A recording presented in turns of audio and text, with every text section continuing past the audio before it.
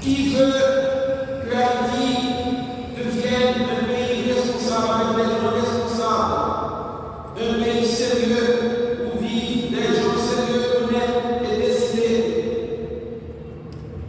Dans quelle direction porteuse l'avenir et le futur nous dirigeons-nous? Avons-nous vraiment un projet de société pour Haïti? Avons-nous vraiment un projet de société qui détermine nos démarches, qui oriente nos actions, qui justifie nos sacrifices et nos souffrances? Avons-nous réellement notre rêve? Avons-nous une vision large pour notre pays? Nous sommes en train de parler, de philosopher, de faire des discussions interminables sans résultat. Sommes-nous vraiment disposés à prendre de nouvelles dispositions pour l'avenir, à nous mettre sérieusement au travail avec réalisme pour réaliser des petits pas dans la bonne direction et donner ainsi un contenu réel de la part des perspectives à tous à un nouveau président pour notre pays. Souvent nous parlons de ce nouveau président. Il faut que nous mettions la main à la paix pour que ce nouveau président advienne dans nos quartiers, dans nos familles, dans nos corridors, dans nos partenaires, dans notre département, dans nos départements et dans l'ensemble de notre pays.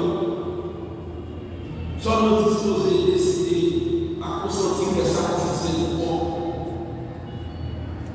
pour construire petit à petit un pays uni, laborieux, pacifique, un pays prospère, digne et respecté.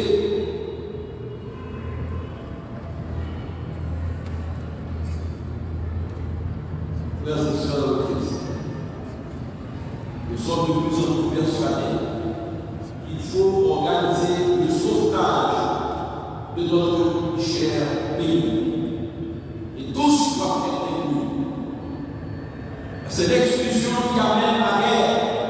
Il faut travailler pour la paix.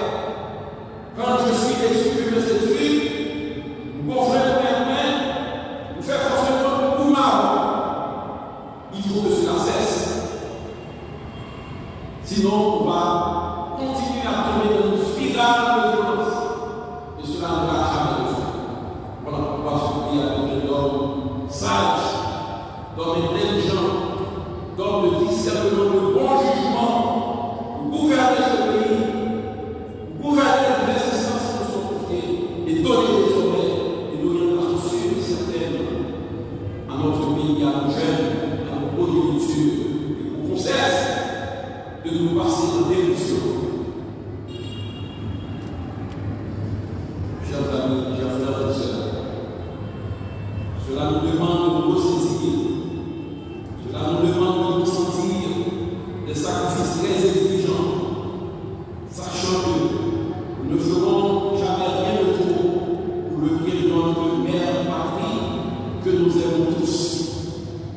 À cette fin, chaque fils et fille de ce pays, dans son vie et celle de l'intérieur de la diaspora, doit jouer un rôle actif, concret et déterminant.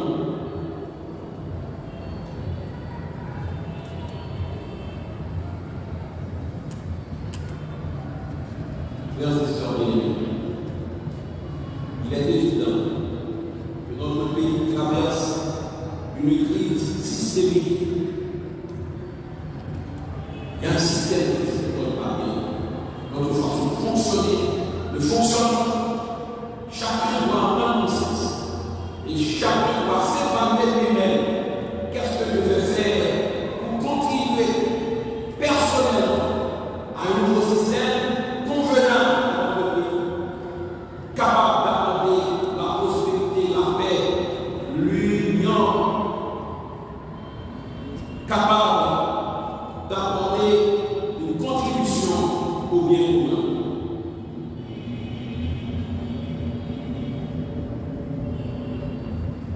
Nous avons une crise, nous vivons une crise, nous traversons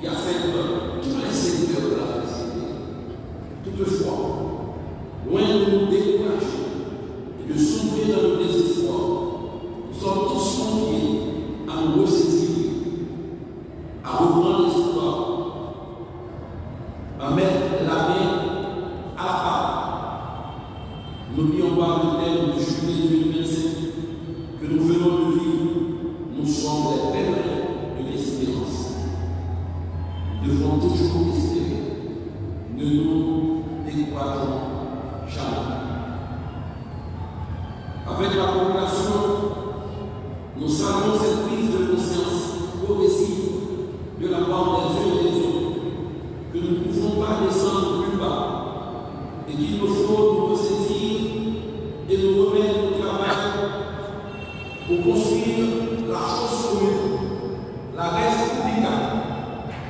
Ici au Bonaï, nous avons à encourager et à participer concrètement au nettoyage de la ville.